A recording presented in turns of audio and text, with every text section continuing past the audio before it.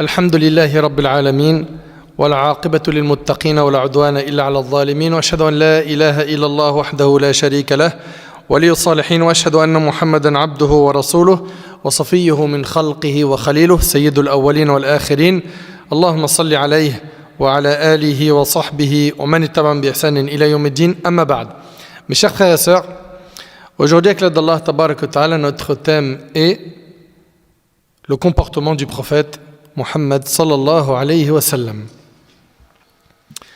Le comportement du prophète Muhammad alayhi salatu wa sallam a été exceptionnel. Et malheureusement, aujourd'hui, on a trop de gens qui ne connaissent pas assez le prophète sallallahu alayhi wa sallam, qui ne l'ont pas pris pour modèle, qui ne connaissent pas grand-chose de sa vie, qui ne suivent pas sa sunna, qui ne le suivent pas dans son comportement. Pourquoi ? Parce que malheureusement, ils ont pris d'autres modèles, des faux modèles. Alors que le parfait exemple à suivre, c'est le prophète alayhi salatu wa sallam, comme Allah tabarak wa ta'ala a dit, لَقَدْ كَانَ لَكُمْ فِي رَسُولِ اللَّهِ أُسْوَةٌ حَسَنَةٌ.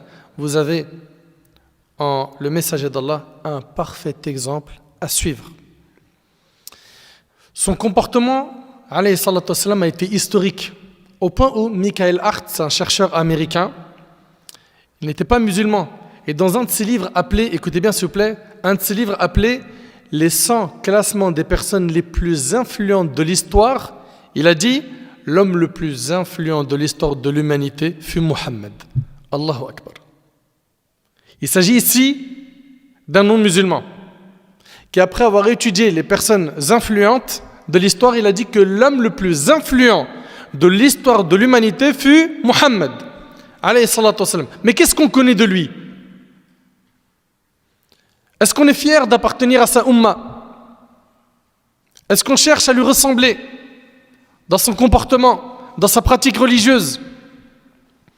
Le comportement du prophète alayhi salatu wa sallam a été remarquable. Allah tabarak wa ta'ala a fait l'éloge de son comportement lorsqu'il a dit « Wa innaka la'ala khuluqin azim » Tu es certes d'une moralité éminente. C'est-à-dire qu'il a un comportement exceptionnel.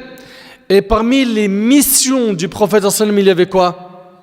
De parfaire les nobles caractères. Le prophète alayhi salatu wa sallam a dit « J'ai été envoyé pour parfaire les nobles caractères ». Le prophète sallallahu alayhi wa sallam puisait tout son comportement du livre d'Allah. C'est pour ça qu'il était exceptionnel. Tout ce à quoi le Coran a appelé comme qualité, comme bon comportement, il l'a adopté alayhi salatu wa sallam. Et tout mauvais comportement blâmé par le Coran, notre bien-aimé alayhi salatu wa sallam s'en est écarté. Lorsqu'on interrogea sa femme Aïcha radiallahu anha, l'épouse du prophète sallallahu alayhi wa sallam, au sujet du comportement du prophète sallallahu alayhi wa sallam, elle répondit au questionnaire « Ne lis-tu donc pas le Coran ?» Il répondit « Bien sûr que si ». Elle dit alors « Le comportement du messager d'Allah était le Coran ». Et c'est rapporté par Muslim. C'est-à-dire quoi ? C'est-à-dire qu'il a mis en pratique ce qu'il y a dans le livre d'Allah. D'où le fait que c'était le meilleur homme qu'Allah tabaraka wa ta'ala a créé. L'exemple parmi les humains.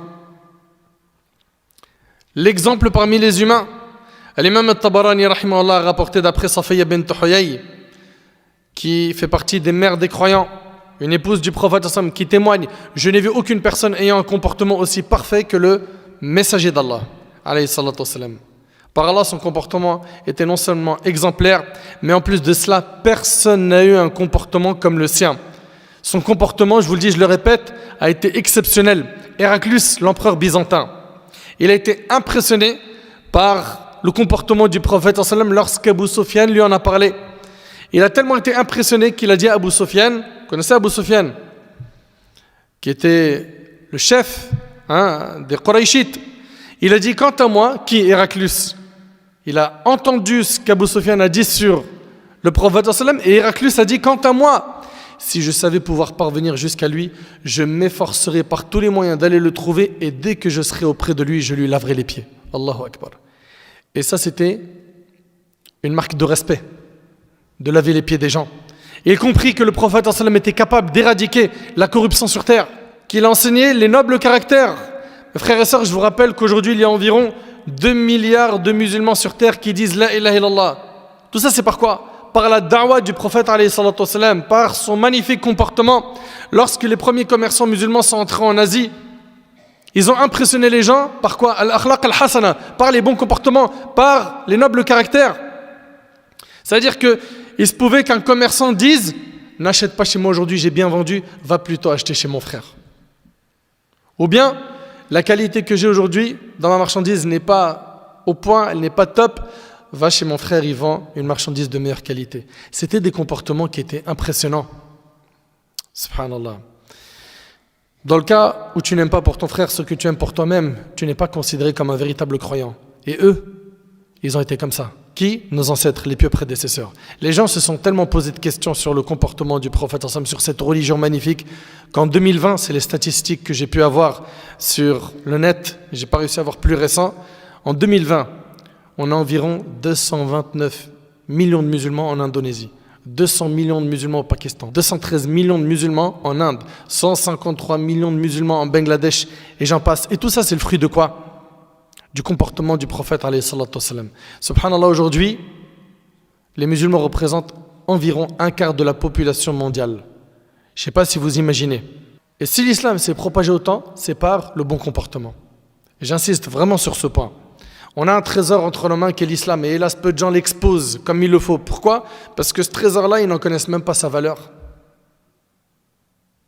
Ils n'en connaissent pas sa valeur.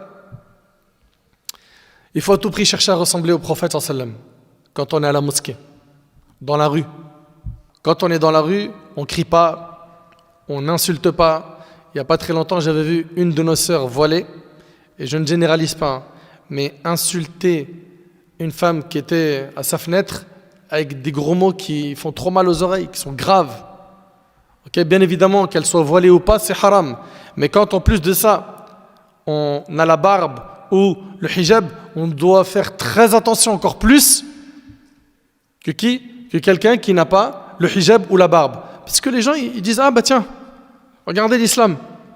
Les non-musulmans, eux, ils lisent ni le Coran, ni la sunna du prophète. Ils nous lisent nous. Quand ils rentrent dans des cages d'escalier, dans des immeubles, et qu'ils voient des canettes par terre, des mégots de cigarettes, par nos frères et nos sœurs de notre communauté, des musulmans, des musulmanes, qui salissent, qui ont fini de manger un fruit qu'ils jettent par terre, ou bien la boîte du sandwich, après avoir terminé de manger un sandwich, aller dehors, par terre. Pourtant, il y a des poubelles un peu partout. Non.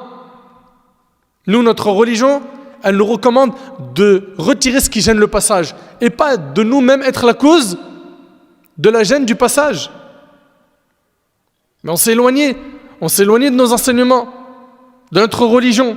Et là, on s'est éloigné de la religion au point où, voilà, les gens voient des mauvais comportements. Et je vous le dis, je le répète, les non-musulmans, ils ne lisent pas nos sources, ils nous lisent nous, ils lisent notre comportement. Quand ils ont affaire à un musulman qui est honnête, qui ne ment pas, qui est serviable, ben, là, eux, ils sont capables de dire « Non, moi j'ai connu des musulmans qui sont bons. » Il ne faut pas faire d'amalgame. Mais quand ils voient autour d'eux des gens qui salissent l'image de l'islam, mais vous voulez qu'ils pensent quoi exactement? Comment voulez-vous qu'ils disent du bien de nous, de notre religion? C'est à cause de nous. Donc, on doit avoir un bon comportement, comme le prophète sallam, à la mosquée, dans la rue, au travail, chez toi, près des membres de ta famille, dans ta voiture, avec tes voisins, avec ton épouse, avec tes enfants. Ne soyez pas comme le prophète sallam dans l'apparence en négligeant le comportement. Ils sont super contents, les frères, quand ils ont la sunna extérieure. Ils disent, alhamdulillah, maintenant, j'ai la lihya, j'ai la barbe, je porte le qamis, je mets des vêtements amples, je vais à la mosquée. C'est très bien, qu'Allah te récompense. Mais ne pense pas que tu as fini l'islam parce que tu as soigné l'apparence. Pareil pour toi, ma sœur. Et le travail le plus difficile, c'est le travail sur le cœur. D'enlever la haine, la rancune, toutes ces maladies du cœur, hubb shuhra, l'amour de la célébrité, l'ostentation, l'ujb, la fatuité, etc. Sachez, et je le répète, qu'en tant que musulman, on a une grande responsabilité sur le comportement qu'on laisse voir. On n'a pas le droit d'être irréprochable dans la mosquée et catastrophique dehors. C'est pas normal. Le musulman, il doit avoir un bon comportement partout. Et ce thème-là, qui est le comportement du prophète, j'ai envie de le commencer, vous savez par quoi?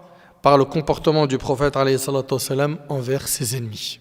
Vous êtes d'accord avec moi que quand quelqu'un il a des ennemis, son envie souvent c'est quoi? C'est de leur faire du tort, du mal, de se venger, n'est-ce pas? Le prophète alayhi salatu wassalam, il s'est fait insulter, calomnier. On a calomnié son épouse Aïcha radhiyallahu anha.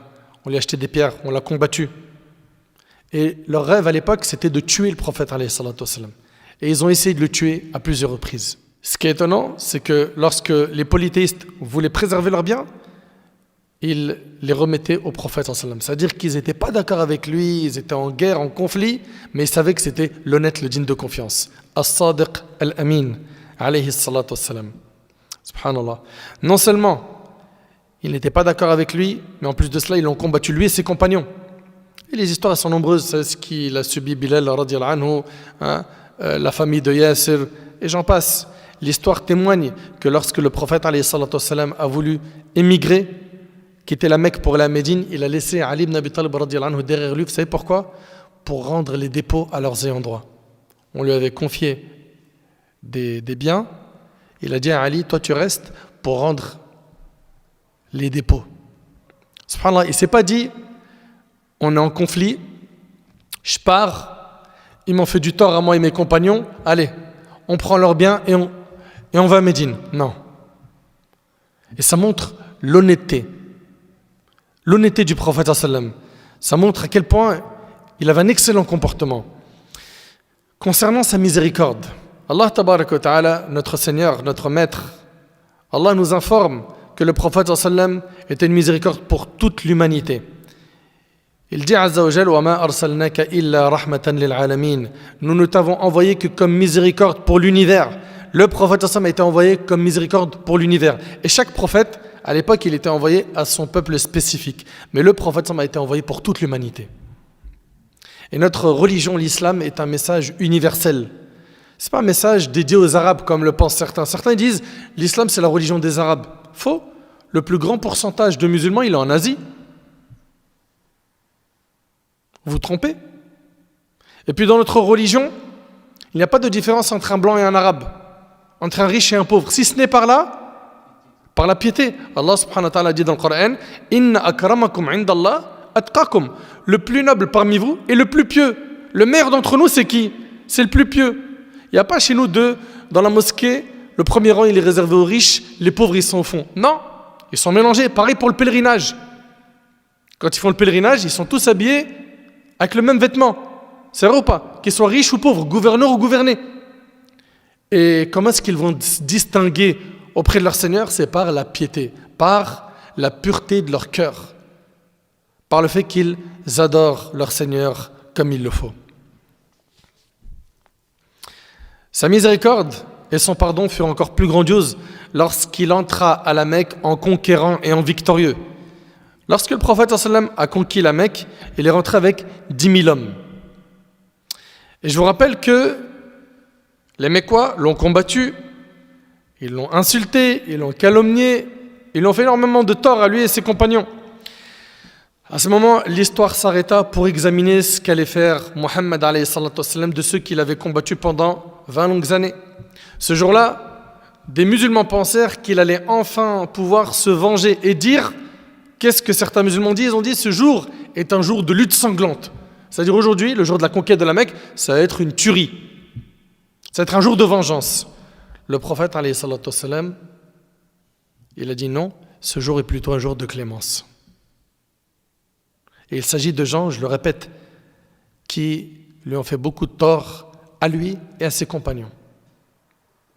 Ensuite, il se tint face aux vaincus en disant « Ô habitants de la Mecque, que pensez-vous que je vais faire de vous aujourd'hui ?» Je vous rappelle qu'ils lui ont fait beaucoup de tort. Et ils répondirent « Du bien, car tu es un frère généreux, fils d'un frère généreux. » Et le prophète sallallahu alayhi wa sallam reprit, il a dit « Je vais vous dire ce que Youssouf avait dit à ses frères, le prophète Youssouf. » Vous connaissez le prophète Youssouf, le prophète Joseph. Il a dit « Je vais vous dire ce que Youssouf avait dit à ses frères, pas de récrimination contre vous aujourd'hui, allez-vous-en, vous êtes libres. » Il a tout fait pour que la conquête de la Mecque se fasse de la manière la plus pacifique possible. Subhanallah. L'histoire témoigne de son comportement. Thumama ibn Uthalin était le fournisseur de grains de blé de la Mecque. Quand il s'est converti à l'islam, il a dit aux habitants de Quraysh, plus aucun grain de blé ne vous parviendra jusqu'à ce que le prophète l'autorise. Et pendant cette période, le prophète il est en conflit avec les Qurayshites. Suivez bien. Les Qurayshites demandèrent au prophète sallam, le suppliant par ses liens de parenté d'envoyer un message à Thumama afin qu'il leur envoie de quoi manger, et le prophète le fit. Donc ils sont en conflit, le prophète et Quraysh qui ont fait du tort aux musulmans. Et regardez bien, Quraysh va demander au prophète sallam de demander à Thumama de leur envoyer des grains de blé pour qu'ils continuent à quoi? À se nourrir. Et le prophète il ne s'est pas dit on est en guerre, on ne vous donne rien, vous ne mangerez pas, mourrez de faim. Non. Il a dit à Thumama, on va leur en manger. Mais qui se comporte comme ça aujourd'hui avec ses ennemis? Qui? Aïcha radiyallahu anha, elle rapporte ce passage de la vie du prophète sallam qui a été très douloureux pour lui. C'est lorsqu'il est parti à Taïf. Le prophète sallam a connu beaucoup de difficultés à la Mecque, puis il quitte la Mecque et il va à Taïf. D'accord? Il va dans la ville de Taïf. Et il reste plusieurs jours à Taïf, et là-bas, il a souffert encore plus qu'à Mecca. On lui a acheté des pierres, ok? Ils lui ont envoyé des voyous pour le chasser, et le prophète alayhi salatu wassalam a enduré de grandes épreuves. Et soudainement, en levant sa tête, il a vu un nuage dont l'ombre l'enveloppa, et en regardant, il a vu l'ange Gabriel. L'ange Gabriel l'appela et lui a dit « Allah a bien entendu ce qu'a proféré ton peuple contre toi et la façon dont ils t'ont traité. Alors il t'a envoyé l'ange des montagnes. » L'ange me salua et me dit, donc ici c'est l'ange des montagnes, il a salué le prophète alayhi salatu wassalam, et il lui a dit « Oh Mohammed, Allah a bien entendu ce qu'a proféré ton peuple contre toi. Je suis l'ange des montagnes. Et Allah m'a envoyé vers toi pour que j'exécute l'ordre que tu me donneras. Car si tu veux, je peux les recouvrir des deux montagnes. » Donc l'ange des montagnes, il dit au prophète, si tu veux, je les engloutis. Qui? Le peuple de Taïf avec les deux montagnes qui les entourent. Là, le prophète, on lui a acheté des pierres. Ils se sont très mal comportés envers lui. Et est-ce qu'il va dire à l'ange, engloutis-les, venge-moi, débarrasse-moi d'eux? Regardez sa réponse. Il va dire non. Non quoi? Ne les engloutis pas. Non, car de leur descendance. J'espère qu'Allah fera sortir des personnes qui l'adorent seules sans rien lui associer. C'est rapporté par le Bukhari. Allahu Akbar. C'est-à-dire, subhanallah, imagine-toi, tu as quelqu'un qui te fait du mal avec tous les habitants de sa ville et que tu te retrouves dans cette situation où tu peux te venger. L'ange des montagnes te dit, si tu veux, je les ai engloutis. Et tu lui dis non. Eux, ils sont peut-être mauvais, mais moi j'ai espoir en leur descendance. Peut-être que dans leur descendance, il y a des gens qui vont adorer Allah sans rien l'associer. Ne leur fais pas de mal. Allahu Akbar. Wallahi al-Azim, c'est impressionnant. Et regardez avec moi le comportement du prophète sallam en temps de guerre. En temps de guerre, de manière générale, les bons comportements sont inexistants. Il n'y a plus de principe. Le prophète sallam, en se dirigeant vers Badr pour combattre, il avait besoin d'un grand nombre de personnes. Pendant ce temps-là, les polythéistes avaient attrapé 2 compagnons, parmi eux Hudhayfa ibn al-Yaman. Radiyallahu anhu an jami'a as-sahaba. Ils les ont attrapés avant qu'ils entrent à Médine. Et ils leur ont dit, si vous voulez être relâchés, ne combattez pas avec le prophète alayhi salam à Badr. Vous voulez qu'on vous relâche? Vous n'allez pas à Badr pour combattre avec le prophète sallam. Une fois relâchés, ils allèrent voir le prophète sallam et lui racontèrent ce qui s'était passé. Après qu'ils aient terminé de raconter leur histoire au prophète sallam, le prophète sallam il leur a dit, respectez votre engagement, ne venez pas avec moi et je demanderai à Allah son soutien. Respectez votre engagement, ne venez pas avec moi, mais franchement, que réagit aujourd'hui comme ça? En temps de guerre, respectez votre engagement. Aujourd'hui, si une telle chose se produit, qu'est-ce qui va être dit? Qu'est-ce que vous allez respecter votre engagement? Allez, venez avec nous, on a besoin de vous dans l'armée. Mais le prophète il a dit, respectez votre engagement et je demanderai à Allah son soutien. Allahu Akbar. Le prophète il a fait ça alors qu'il avait grand besoin de beaucoup de monde avec lui dans l'armée. Subhanallah. L'homme qui a tué la fille du prophète Zaynab, elle fut jetée du haut d'une monture pendant l'émigration. Suite à cela, elle décéda. Cet homme s'appelait Aswad. Plus tard, il embrassa l'islam. Il est parti voir le prophète. Le prophète, il a accepté sa conversion et il lui a pardonné. Le prophète, alayhi salatu wassalam, et j'aimerais que vous méditez sur ce qui arrive, il a invoqué Allah pour Omar, qui était un ennemi de l'islam. Mais il a également invoqué pour qu'Allah guide qui? Abu Jahl. Écoutez avec moi ce hadith. At-Tirmidhi, rahimahullah, il rapporte avec une chaîne de transmission authentique selon Abdullah ibn Umar radiyallahu anhu, le prophète a dit: Oh Allah, fais triompher l'islam par celui que tu aimes le plus parmi ces deux hommes, Omar ibn Khattab ou Abu al-Hakam, Amr ibn Hisham, c'est-à-dire Abu Jahl. T'imagines que le prophète il fait dua pour qu'Allah guide Abu Jahl ou Omar ibn Khattab? Mais c'est impressionnant. C'est-à-dire qu'ici, il s'agit d'ennemis et le prophète il va faire dua pour eux. Mais on n'a pas ce réflexe. Nous, quand on voit des gens qui sont mauvais ou qui parfois ils vont faire du tort à la Ummah, la première chose c'est qu'Allah le maudisse, qu'Allah l'extermine. Alors que le prophète, quand on regarde dans sa sunna, effectivement, il lui est arrivé de maudire des gens. Mais quand on regarde dans la globalité de sa vie, est-ce qu'il a plus maudit que faire des du'as pour qu'Allah guide les gens? Il a plus demandé à Allah subhanahu wa ta'ala de guider les gens que de les maudire.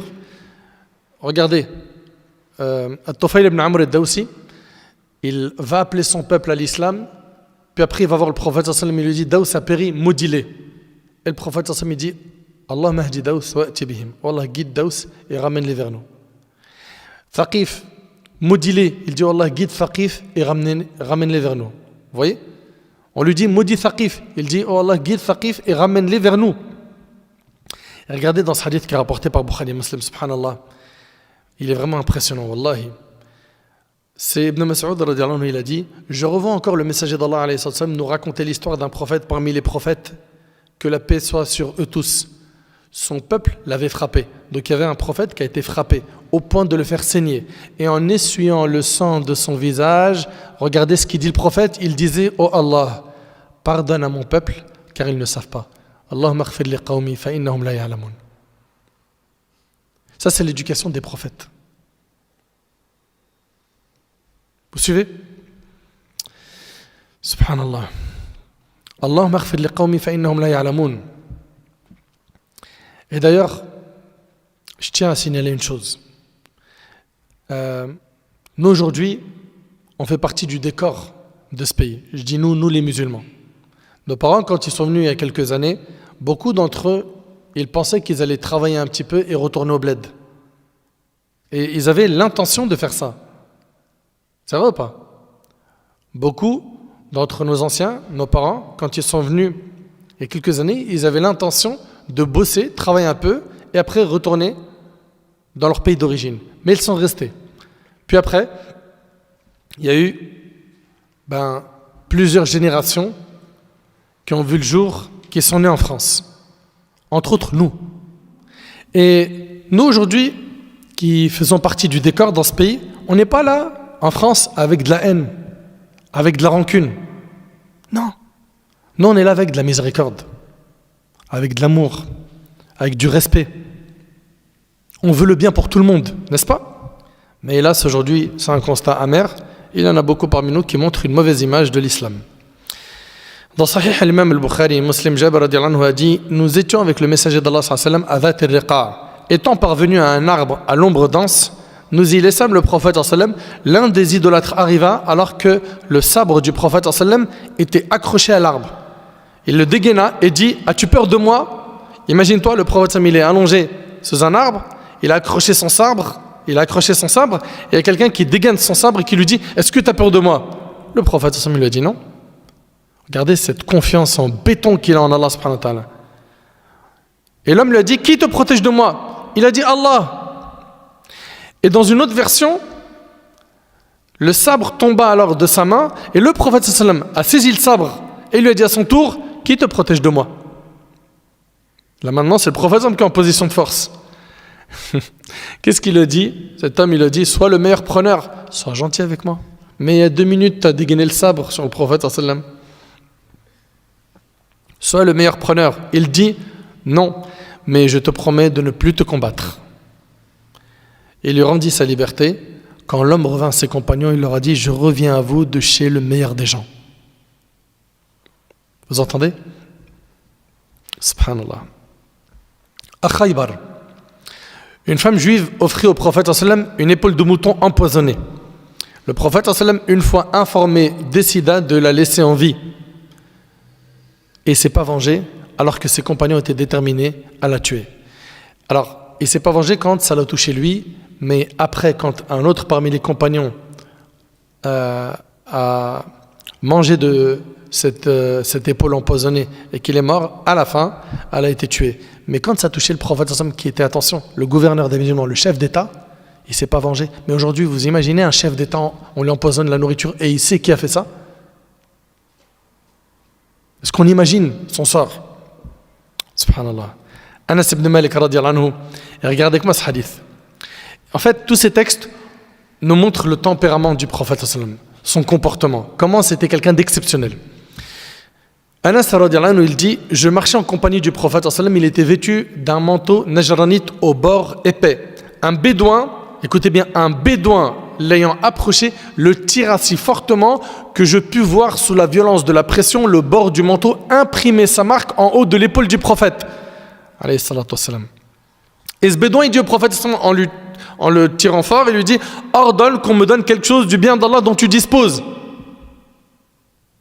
Vous entendez? Et le prophète il se tourne vers lui, il se met à rire, puis il ordonna qu'on lui donna quelque chose, et c'est rapporté par le Bukhari. Vous imaginez que toute cette violence, ce qu'il leur donne, c'est un sourire. Alayhi salatu wassalam. Et dans le hadith rapporté par l'imam Ahmad, Abu Hurayra radiyallahu anhu, il dit: un homme a insulté Abu Bakr. Et ce hadith-là, c'est une leçon de vie. Il y a un homme qui a insulté Abu Bakr as-Siddiq radiyallahu anhu. Et le prophète sallam, il était assis. Le prophète sallam s'est alors étonné et il a souri. L'homme a abusé. Et quand il a abusé, Abu Bakr lui a répondu sur certaines de ses paroles. Alors le prophète sallam, il s'est énervé, il s'est levé. Abu Bakr radiyallahu anhu l'a rattrapé, il lui a dit: ô messager d'Allah, il m'insultait alors que tu étais assis, et lorsque je lui ai répliqué certaines de ses paroles, tu t'es énervé et tu t'es levé. Le prophète sallam, il lui a dit: il y avait avec toi un ange qui répliquait pour toi. Il y avait un ange qui répondait à ta place. Il y avait avec toi un ange qui répliquait pour toi. Il y avait un ange qui répondait à sa place. Et lorsque tu lui as répondu sur certaines de ses paroles, alors le shaitan, le diable est venu. Et il ne convient pas que je m'assoie avec shaitan. Ô Abu Bakr, 3 choses sont certes vérités. Il n'y a aucun serviteur qui subit une injustice à laquelle il patiente pour Allah sans que cette injustice ne soit une cause pour qu'Allah affermisse son secours envers lui. 2. Aucun homme n'a ouvert une porte de cadeau en voulant par cela lier les liens de parenté sans qu'Allah n'augmente ses biens pour cela. 3. Et aucun homme n'a ouvert une porte de mendicité en voulant par cela s'enrichir sans qu'Allah n'augmente sa pauvreté. Tends pas ta main. Tends pas ta main. Le prophète sallam nous a même enseigné que la main qui donne est meilleure que la main qui reçoit. Et il a éduqué les compagnons à s'assumer financièrement. Ils allaient au marché, ils travaillaient. Je vous rappelle que le comportement du prophète sallam, il a été historique. Aujourd'hui, malheureusement, on cherche à acquérir de nobles valeurs, un excellent comportement en s'écartant du meilleur modèle qu'Allah il a envoyé. Le prophète Mohammed sallam, le premier à avoir appelé au bon comportement avec les enfants, avant même l'UNICEF, fut le prophète sallam. Le premier à avoir appelé au bon comportement envers les prisonniers, avant même les conventions de Genève, fut le prophète sallam. Le premier à avoir appelé au bon comportement envers les femmes, avant le mouvement de libération des femmes, fut le prophète sallam. Le premier à avoir appelé aux droits de l'homme, avant même la déclaration des droits de l'homme et du citoyen en 1789, fut le prophète sallam. Le premier à avoir recommandé la libération des esclaves avant la déclaration universelle des droits de l'homme en 1945 à New York, fut le prophète sallam. Le premier à appeler aux droits des animaux, avant même l'association Greenpeace et WWF, fut le prophète sallam. C'est notre exemple. Et la question est, est-ce qu'on connaît tous ces textes et est-ce qu'on a cherché à être comme lui? Il s'agit de notre exemple. Est-ce qu'on a cherché à lui ressembler dans le comportement? Regardez comment il était envers les non-musulmans. Alayhi salatu wassalam. Il était juste et équitable. Lorsqu'il arrivait à Médine, il a rédigé, comme vous le savez, dites-moi, un pacte avec les Juifs. Et dans ce pacte, il y avait quoi? Qu'ils avaient à se gérer économiquement, qu'ils avaient la liberté de culte, et le vivre ensemble existait depuis le Nabi alayhi salatu wassalam. Nous, on sait très bien comment vivre avec des concitoyens qui ne sont pas musulmans. Ok? Et on a un respect pour ceux qui nous entourent. Peu importe leur religion, n'est-ce pas? Nous respectons nos concitoyens et on n'a aucun problème avec le vivre ensemble. Anas ibn Malik rapporte qu'un garçon juif au service du prophète tomba malade. Et le prophète il va le visiter. C'est un enfant juif qui tombe malade. Et le prophète il va le visiter. Il va prendre de ses nouvelles. Ils entrèrent chez lui, donc le prophète et les compagnons, pendant que son père était assis à son chevet. Le prophète il lui dit de dire la parole du tawhid, la ilaha illallah, afin d'intercéder en sa faveur le jour du jugement. Le garçon se mit à observer son père, l'air de dire « Papa, qu'est-ce que je fais ?» Et son père lui dit « Ati' Abul Qasim, obéis à Abul Qasim ». Suite à quoi, il a prononcé l'attestation de foi et le prophète a été heureux en disant « Louange à Allah qui l'a sauvé du feu de la géhenne » et c'est rapporté par l'imam al-Bukhari. Le prophète il respectait énormément les femmes, au point qu'il a fait une guerre pour défendre une femme qui avait été humiliée. Une femme qui a été humiliée, il a levé une armée pour elle. Je ne sais pas si vous réalisez.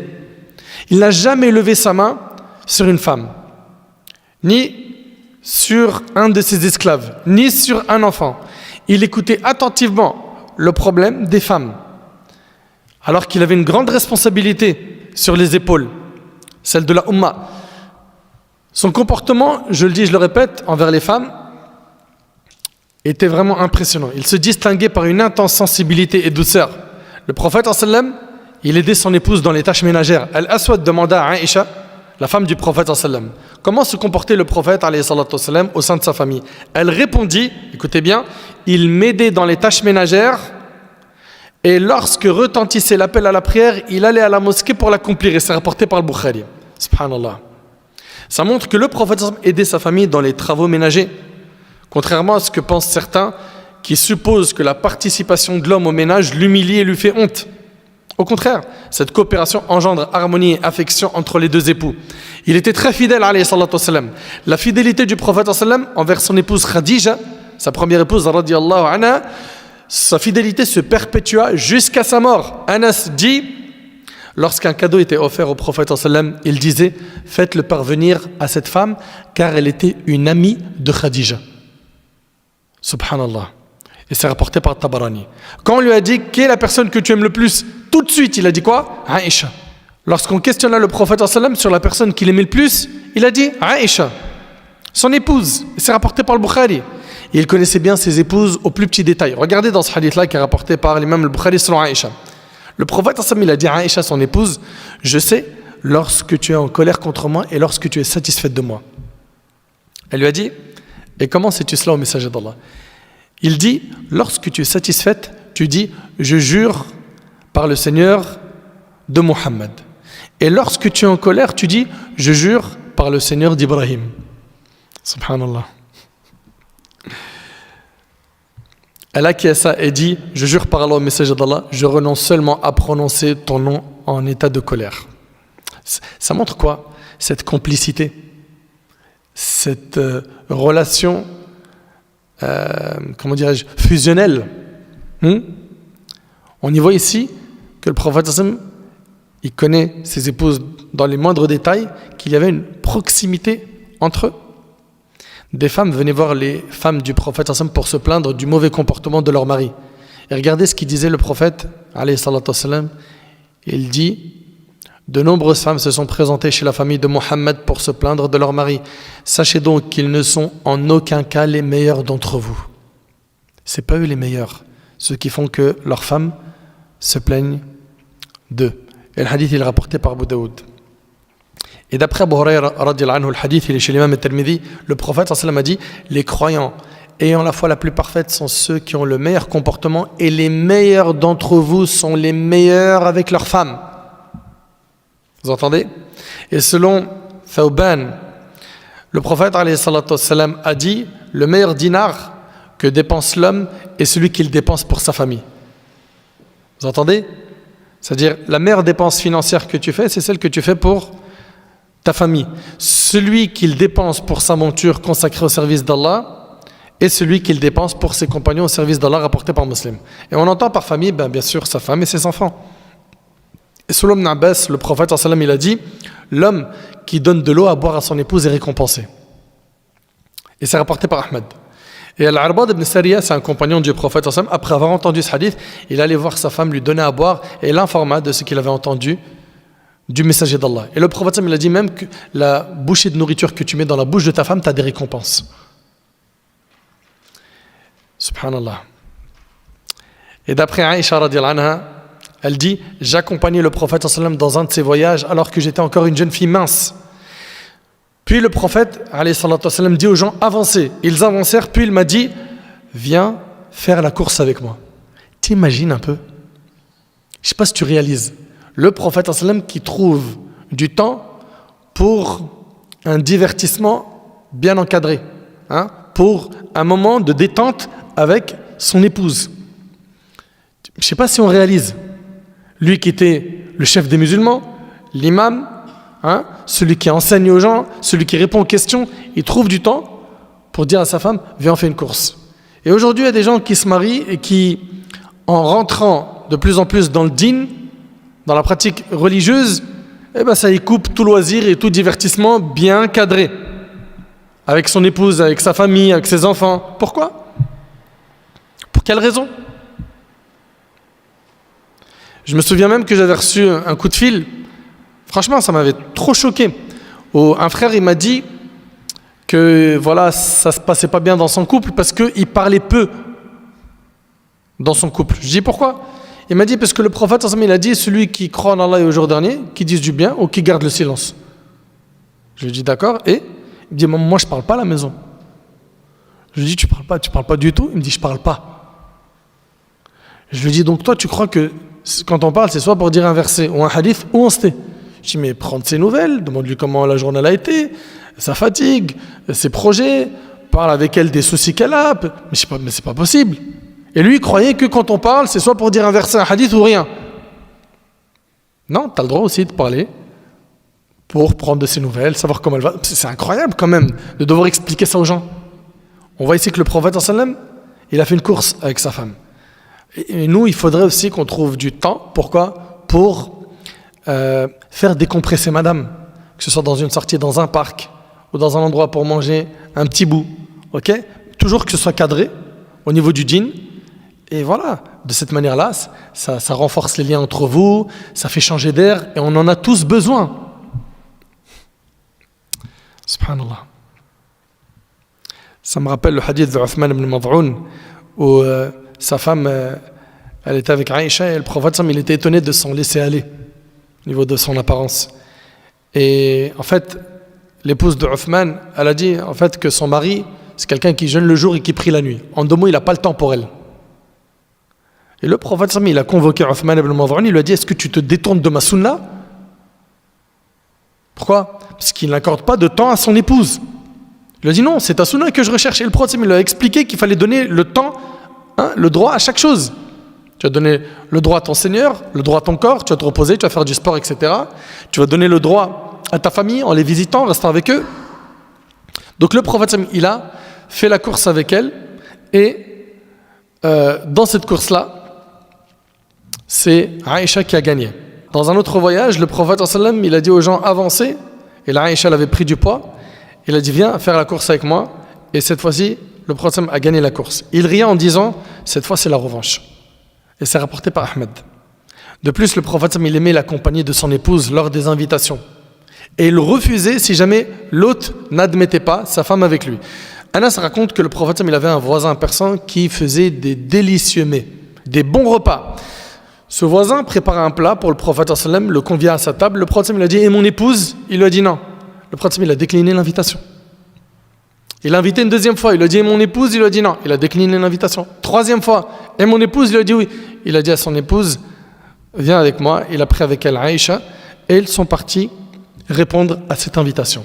On voit qu'il y avait quoi? Cette proximité, je le répète, avec ses épouses. Okay? Bien évidemment, ce n'est pas interdit à ce que l'homme, de temps en temps, il se retrouve avec ses amis, pas de souci. Okay? Que ce soit un cercle qu'entre frères, ou que les sœurs entre elles s'organisent pour faire une rencontre entre elles, pas de problème. Mais on voit que le prophète, il aimait quoi?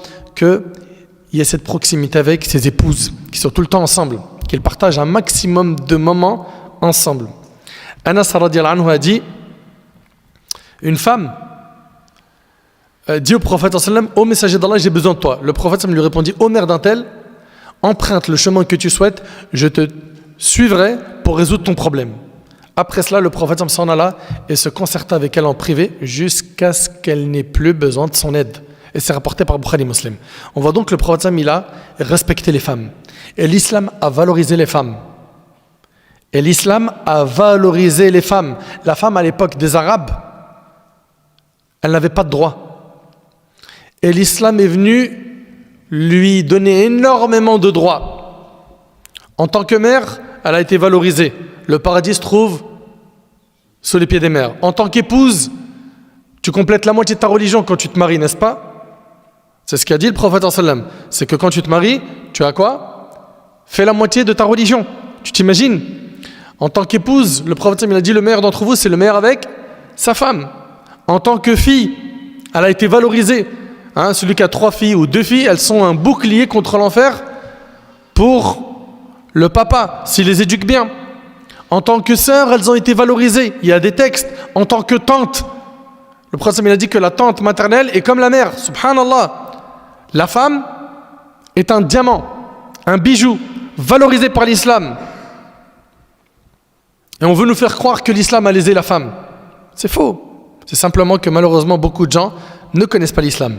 Le comportement du prophète envers les mamans et envers les ignorants. Subhanallah. Une autre preuve de la miséricorde et la tendresse du prophète sallam, ce hadith qui est rapporté par Bukhari Muslim. Le prophète sallam dit, je débute la prière en groupe en ayant l'intention de la prolonger. Donc le prophète sallam il prie en groupe, vous suivez ou pas? Et il a l'intention de prolonger la prière. Mais lorsque j'entends les pleurs d'un enfant, j'allège ma prière pour ne pas tourmenter sa mère. C'est-à-dire il a l'intention de prier longtemps la prière en groupe. Il a derrière lui des gens, des fidèles, des hommes, des femmes. Mais quand il entend un bébé pleurer, il allège la prière. C'est-à-dire quoi? Au lieu de prolonger la prière dans la récitation, il va l'écourter pour que la maman ne souffre pas par les pleurs du bébé, par les pleurs de l'enfant. Allahu Akbar. Vous connaissez probablement le hadith du bédouin. Un bédouin ignorant des prescriptions islamiques, il a uriné dans la mosquée. Et à l'époque, il faut comprendre que la mosquée n'avait pas de tapis, ok? C'était de la terre. Donc le bédouin, il sait pas, il connaît pas les règles, il rentre, il urine. Les compagnons se sont empressés pour le blâmer. Et le prophète il a dit, laissez-le terminer. Et dans le laissez-le terminer, il y a énormément de sagesse. Premièrement, s'ils se précipitent vers lui, ils vont lui faire peur. Ils vont faire peur à cette personne-là. Et ça, c'est pas une bonne chose. Également, il y a le fait qu'il se peut qu'à la fin, par peur, il court et qu'il n'ait pas terminé d'uriner et qu'il salisse plus d'un endroit. On voit en fait que dans le message du prophète, laissez-le, ne l'empêchez pas, il y a beaucoup de sagesse. Et regardez le prophète, qu'est-ce qu'il a fait? Dès qu'il a terminé d'évacuer, de finir son urine, il lui a dit, il n'est pas convenable de faire dans les mosquées ce genre d'action comme uriner ou répandre toute autre impureté.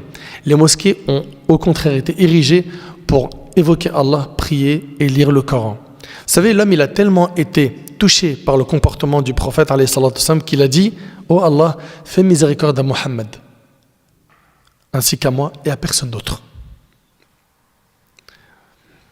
Et le prophète m'a dit, Allah ne m'a pas envoyé aux gens pour leur rendre la vie difficile ou pour souhaiter leur perte. Allah m'a plutôt envoyé en tant qu'enseignant et pour rendre aux gens la vie facile rapportée par Muslim. Nous, on a comme objectif de faciliter les choses pour les gens. Ok? De ramener les gens vers la vérité avec un bon comportement, avec sagesse, et de ne pas faire fuir. Malheureusement, il y a trop de gens qui font fuir. Il y a trop de gens parmi nous, malheureusement, qui font fuir. Au lieu de rendre les choses faciles, ils compliquent tout. La sœur de lait du prophète sallam, Shaima, la fille de Halima Sa'diya, elle le retrouva après environ 60 ans.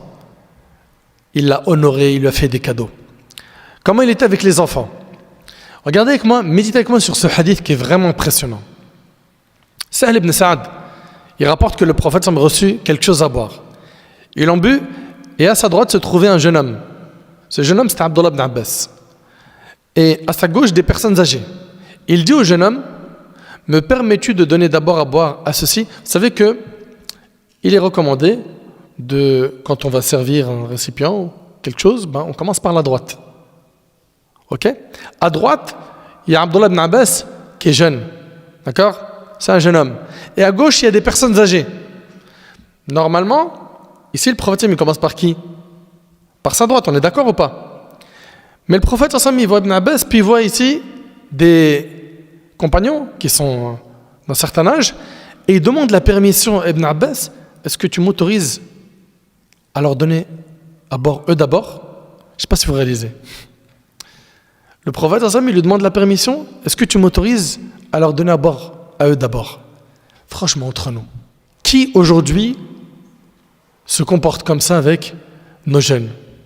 Vous imaginez la considération que le prophète lui a donnée, le respect qu'il lui a donné, alayhi salatu wassalam. Et regardez, subhanallah, Ibn Abbas, il a dit, non, par Allah, jamais je ne laisserai à quelqu'un l'honneur de boire après toi. Le prophète sallam lui a mis le récipient entre ses mains. Et c'est rapporté par Bukhari Muslim. Franchement, qu'est-ce qu'un adulte aujourd'hui leur a fait? Bon, toi, à la fin, Rakzrir, t'es petite, commence pas, eux d'abord, s'il reste, on te donne quelque chose. Regardez, subhanallah, le prophète sallam, impressionnant. Il lui demande son avis, est-ce qu'il peut donner à gauche d'abord ou pas, puis après il respecte la volonté du jeune. Il ne lui a pas dit, bon, tu veux toi d'abord? Non, eux d'abord, après, de toute façon t'es petit, tu ne comprends pas. C'est pas ce qu'il a fait, alayhi salatu wassalam. Est-ce qu'on se comporte comme ça aujourd'hui avec les jeunes? Il était doux envers les enfants. Anas ibn Malik, il a été à son service pendant 10 ans. Et Anas, il dit, regardez, il dit, jamais il ne me dit fille par mépris, ni ne me dit pour une chose que j'avais faite, pourquoi est-ce que tu as fait cela, ni pour une chose que je n'avais pas faite, pourquoi n'as-tu pas fait ainsi? Et c'est rapporté par Bukhari Muslim. Vous imaginez cette situation, un enfant, il est proche du prophète pendant 10 ans, il lui fait aucun reproche, mais toi, un enfant, il reste chez toi 1 heure à la maison, tu es obligé de lui dire, touche pas à ça, arrête ça, pourquoi t'as fait ça, pourquoi t'as pas fait ça? C'est vrai ou pas? 10 ans, il était au service du prophète, le prophète, il lui a pas fait de blâme, de reproche. Allahu Akbar. Mais ça montre à quel point il était doux. Subhanallah. Anas ibn Malik, il dit, je n'ai vu personne faire autant preuve de compassion envers les enfants si ce n'est le messager d'Allah. À ce propos, Ibrahim, le fils du prophète, était allaité dans une maison des hauteurs de Médine. Le prophète, il avait l'habitude d'aller le voir en notre compagnie. En entrant dans la maison, il prenait Ibrahim, son fils, il l'embrassait, ensuite il s'en allait. Et c'est rapporté par Muslim. L'élément prouvant la douceur qu'il portait aux enfants est qu'il allait jusqu'au village situé sur les hauteurs de Médine pour embrasser son fils Ibrahim, qui complétait son allaitement et repartait après. C'est impressionnant. Et lorsque Ibrahim, son fils, mourut, le prophète sallam, il a pleuré. Et qu'est-ce qu'il a dit? Les yeux versent leurs larmes, le cœur est meurtri de tristesse, mais malgré cela, nous ne prononçons que ce qui plaît à notre Seigneur. Certainement, nous sommes tristes de devoir te quitter, ô Ibrahim, et c'est rapporté par Bukhari Muslim. Des bédouins sont venus voir le prophète sallam, ils lui ont dit, embrassez-vous vos enfants? Les gens répondirent, oui. Ensuite, ils ajoutèrent, nous jurons par Allah que nous n'embrassons jamais nos enfants. Le prophète sallam, il leur a dit, que puis-je pour vous si Allah ne vous a pas pourvu de miséricorde? Et c'est rapporté par Muslim. Et d'après Anas radhiyallahu anhu, le prophète sallam, rendait visite aux habitants de Médine, il saluait leurs enfants et passait sa main sur leur tête par affection, rapporté par Nasaï. Il salue les enfants quand il les voit. Écoutez bien, il passe sa main sur leur tête. Subhanallah. Il était tendre avec les enfants, et il lui arrivait même de plaisanter avec eux. Le prophète sallam était tendre avec les enfants. Anas radiallahu anhu, il dit, le prophète était celui qui possédait le meilleur des comportements. J'avais un frère que l'on nommait Abu Umayr. Anas, il avait un frère qui s'appelait Abu Umayr. Et lorsque le prophète sallam venait nous voir et le voyait, il lui disait pour le taquiner, dis-moi Abu Umayr, qu'a donc fait le petit Nourayr? Le petit Nourayr, c'était un oiseau. C'est-à-dire, on est en train de lui dire, comment il va ton oiseau? Et c'est rapporté par Bukhari Muslim. Subhanallah. T'imagines un peu le prophète avec toutes ses responsabilités, il va voir un enfant et lui dit, alors ton oiseau comment il va? Certains parmi nous, qui ont plus de 20 ans, 30, 40 ans, quand ils voient des enfants, ils ne voient rien. Ils ne les calculent même pas. C'est vrai, c'est pas vrai. Regardez le prophète sallam, comment il était bon, tendre envers les enfants. Anas radiallahu anhu, il dit, il arrivait souvent à la petite fillette. Écoutez à Médine, ce hadith-là, il est impressionnant. Et selon Anas radiallahu anhu, il dit, il arrivait souvent à la petite fille à Médine de prendre le prophète sallam par la main et de l'emmener ainsi là où elle voulait. C'est rapporté par le Bukhari. Alors, imagine-toi ici que le prophète sallam, il y a une fille qui va prendre sa main et qu'il le tient et elle le ramène là où elle veut, puis après elle part. Mais déjà, toi, si une petite fille, elle te prend la main, elle te dit, viens avec moi, tu vas lui dire, attends, Benti, tu veux aller où? Allez, va jouer avec les enfants, va Benti. Rabbi Havdik. Ça, c'est dans le meilleur des mondes. C'est vrai ou pas? Et là, le prophète, elle lui prend la main, il l'accompagne, là où elle voulait. Ça montre son immense modestie. Et le prophète, ça m'a dit, celui qui agit avec modestie verra Allah élever son rang. Et le prophète ça m'a dit, celui qui agit avec modestie verra Allah élever son rang jusqu'à ce qu'il atteigne le rang le plus élevé dans l'au-delà. Quant au prophète avec les animaux, subhanallah, son comportement était exemplaire. Il a dit, alayhi salatu wassalam, il n'y a pas un moineau ou un animal plus gros que l'homme ne tue sans excuse, sans qu'Allah ne lui demande des comptes le jour du jugement au sujet de ce qu'il a tué. On lui a dit, ô messager d'Allah, comment serions-nous excusés? Il répondit, vous ne serez excusés que lorsque vous l'aurez égorgé et mangé, et ne tranchez point sa tête pour la jeter, c'est-à-dire par amusement. Et il a dit aussi, ne prenez aucun être vivant pour cible. À l'époque, il arrivait que certains prennent des flèches et visent un animal, sans vouloir le manger derrière. Okay? Il arrive même dans certains de nos bleds, moi en tout cas je l'ai vu avec certains de mes cousins, je l'ai vu de mes yeux, ils visent les chats avec des pierres. Et c'est un challenge, je vais le faire crier le chat. Regarde, t'as vu comment il est loin? Admire, et la nuit, il lui jette un caillou et t'entends le chat crier hyper fort. Et ils sont contents. Et lui croise un mail à la côte. Je te dis ou pas, je gère. T'es fou? C'est contre l'islam ce que t'as fait. C'est contre l'islam. On n'a pas le droit de faire du tort aux animaux. C'est interdit. Le prophète ensemble, il a même dit pour le sacrifice d'une bête que la lame devait être bien aiguisée. Pourquoi? Pour que la bête ne souffre pas. Également, il ne nous est pas permis de montrer la lame ou le couteau à la bête qu'on va sacrifier, parce qu'elle va avoir peur. Retenez ici que notre religion a demandé à ce qu'on soit bienfaisant envers les animaux. On sait que dans les récits que le prophète sallam nous a enseignés, une femme qui était parmi les prostituées des enfants d'Israël, elle a vu un chien mourant de soif, il tournait autour d'un puits. Il avait soif. Qu'est-ce qu'elle a fait? Elle a enlevé sa chaussure, l'a remplie d'eau du puits et a donné à boire au chien. Cela lui valut l'absolution de ses péchés. Ça, c'est ce que nous rapporte le prophète sallam. Et il nous rapporte également le prophète sallam, qu'une femme est entrée en enfer pour avoir enfermé quoi? Une chatte jusqu'à la mort, sans lui avoir donné ni à manger ni à boire et sans la laisser se nourrir des petites bêtes qui se trouvent sur terre. Et c'est rapporté par le Bukhari. Donc on voit ici que notre religion nous appelle au bon comportement avec tout le monde. Avec les humains, avec les animaux, avec les personnes âgées, avec les jeunes, avec les femmes, avec les musulmans, avec les non-musulmans. Notre bien-aimé alayhi salatu wassalam, il était doux, miséricordieux, clément, et non une personne qui aime le sang, les bombes et le terrorisme comme le prétendent certains. Il n'y a qu'à écouter attentivement tous ces textes qu'on a pu vous lire pour conclure que le prophète il n'a rien à voir avec ces mensonges et ces calomnies à son encontre. D'ailleurs, Ali ibn Abi Talib, lorsqu'il le décrit, il dit que le prophète sallam n'a jamais été vulgaire et il n'a jamais cherché à l'être. Et il ne chahutait pas dans les marchés. Il ne rendait pas un mal par un autre, mais au contraire, il pardonnait et tournait la page. Pardonner, c'est une chose, mais il se peut qu'il y ait encore des points noirs dans ton cœur. Lui, le prophète, il pardonnait et tournait la page. Jamais il ne fera pas une personne, ni une femme, ni un esclave, sauf en temps de guerre. Jamais il ne s'est vengé pour une cause personnelle, mais seulement quand on violait ce qui était sacré auprès d'Allah. Lorsqu'on violait ce qui était sacré auprès d'Allah, il était celui qui se mettait le plus en colère. Toujours quand il avait le choix entre deux choses, il choisissait la plus facile tant qu'elle ne renfermait pas un interdit. Lorsqu'il rentrait chez lui, il était un homme parmi les hommes. Il lavait ses vêtements, trayait ses bêtes et s'occupait lui-même de ce dont il avait besoin. Le prophète retenait sa langue, il ne parlait que lorsque le sujet le concernait. Il prenait des nouvelles de ses compagnons et demandait après eux. Il les réconciliait et ne les poussait pas à la dispute. Il donnait de la valeur au bien et encourageait à le faire et rendait le mal détestable et le rabaissait. Il ne se levait ni ne s'asseyait qu'après avoir évoqué Allah.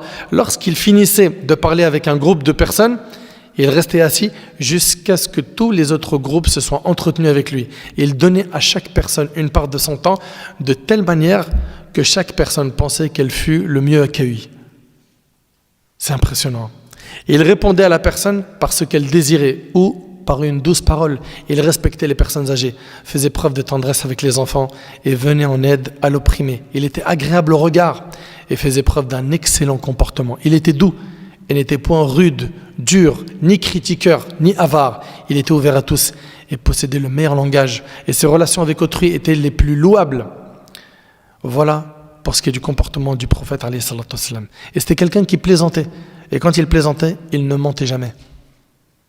Il était souriant. Alayhi salatu wassalam. Regardez dans ses plaisanteries, Anas radiyallahu anhu, il rapporte qu'un homme dit à l'envoyé d'Allah, fais-moi monter sur un chameau. Et le prophète alayhi salatu wassalam lui a dit, mais nous allons te faire monter sur le fils d'un chameau. L'homme lui a dit, qu'ai-je à faire du fils du chameau? Il ne peut pas me porter. Et le prophète sallam de répondre, tout chameau est un fils de chameau. On voit ici que le prophète, il va plaisanter, mais il n'y a pas de mensonge dans ses plaisanteries. Vous voyez? Concernant les non-musulmans, ce qu'ils ont dit sur lui, Voltaire. Vous connaissez Voltaire, écrivain, philosophe du XVIIIe siècle. Il a dit, ce fut certainement un très grand homme et qui forma de grands hommes. Il fallait qu'il fût martyr ou conquérant. Il n'y avait pas de milieu. Subhanallah. Georges Bernard Shaw, politique et écrivain anglais du XXe siècle, il a déclaré que si Mohammed vivait encore, il réussirait à résoudre tous les problèmes qui menacent notre civilisation aujourd'hui.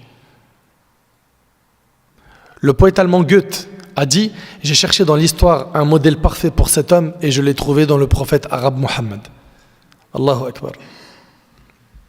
Et il a dit « Si Mohammed était présent parmi nous aujourd'hui, il résoudrait certainement tous les problèmes du monde pendant le laps de temps pendant lequel l'un de nous prend une tasse de café. » Georges Bernard Shaw dit « Il mérite le titre de sauveur de l'humanité. » Après avoir entendu tout cela, est-ce qu'on va faire le nécessaire pour nous rapprocher du comportement du prophète alayhi salatu wassalam?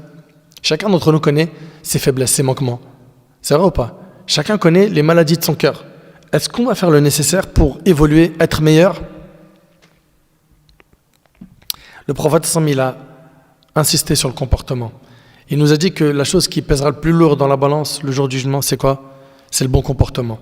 Il a dit, alayhi salatu wassalam, ceux d'entre vous que j'aime le plus et qui seront assis le plus près de moi le jour du jugement sont ceux d'entre vous qui jouissent de la meilleure moralité. Ceux qui seront le plus proches du prophète le jour du jugement, alayhi salatu wassalam, et que le prophète aime le plus, c'est ceux qui ont la meilleure moralité. Et il a dit également, le croyant atteint sûrement par sa bonne moralité et son affabilité le degré de celui qui jeûne toute l'année. Avec ton comportement, tu peux gagner le degré de celui qui jeûne toute l'année et passe toutes ses nuits à prier et à évoquer Allah. Et c'est rapporté par Abu Daoud. Et on a dit au prophète sallam, telle femme prie, fait l'aumône et jeûne beaucoup. Bien sûr, c'est des actes surrogatoires. Cependant, elle porte atteinte à ses voisins par la parole. Il a dit, elle ira en enfer. Il a dit, elle ira en enfer. Subhanallah. Elle fait beaucoup d'adoration, mais elle a un mauvais comportement avec ses voisins. Il a dit, elle va en enfer. On lui a dit, telle autre femme prie et jeûne peu et ne donne comme aumône que des morceaux de lait caillé. Mais elle ne fait aucun tort à ses voisins. Il a dit, elle ira au paradis. Et le hadith, il est rapporté par Ahmed. Et le prophète, il nous a parlé de ceux qui vont faire faillite le jour du jugement. Ceux qui vont faire faillite ne sont pas ceux qui ont perdu leur argent et leurs biens. Non, c'est ceux qui vont venir le jour du jugement, ils ont prié, ils ont jeûné, ils ont fait l'aumône, ils ont fait plein de bonnes actions. Mais à côté de ça, ils ont fait quoi? Des injustices, du tort aux gens. Ils ont insulté des gens, ils ont frappé des gens, ils ont pris les biens de certains injustement. Qu'est-ce qui va se passer? Ils vont devoir réparer ces injustices commises avec leurs bonnes actions. Ils vont rembourser avec leurs bonnes actions. Et si jamais en remboursant les victimes, il n'a plus de bonnes actions, on prendra à ce moment-là les péchés des victimes pour les mettre dans son compte, puis il sera jeté en enfer. Faites attention de ne pas faire faillite le jour du jugement. Vous allez faire beaucoup de bonnes actions, mais vous allez faire également beaucoup de tort. Celui qui ne se repent pas de ces injustices commises, il risque de devoir rembourser avec ses bonnes actions le jour du jugement. Voilà donc mes frères ainsi que vous mes sœurs, succinctement, ce que j'avais à vous présenter concernant le comportement du prophète alayhi salatu wassalam. On aurait pu parler pendant longtemps. C'est un sujet qui mérite un séminaire de plusieurs jours, mais on voulait en à peu près 1 heure vous donner des grandes lignes pour que vous voyez à quel point notre bien-aimé alayhi salatu wassalam était quelqu'un d'exceptionnel, et surtout qu'on fasse le nécessaire pour nous réformer et d'améliorer notre comportement. Je demande à Allah subhanahu wa ta'ala de me faciliter ainsi qu'à vous de mettre en pratique ce qui a été dit aujourd'hui. J'implore Allah subhanahu wa ta'ala d'améliorer notre comportement, de nous pardonner nos manquements. J'implore Allah subhanahu wa ta'ala de nous accorder une bonne compréhension de sa religion. صلى الله سبحانه وتعالى أن ينفعني بما قلت وينفعكم بما سمعتم. هذا ما أعلم والله عز وجل أعلى وأعلم. سبحانك اللهم وبحمدك أشهد أن لا إله إلا أنت أستغفرك وأتوب إليك وآخر دعوانا الحمد لله رب العالمين.